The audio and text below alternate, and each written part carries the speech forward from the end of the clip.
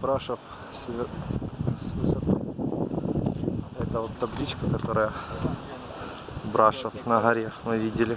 Поднялись сюда на фуникулере специально для фото панорамы города.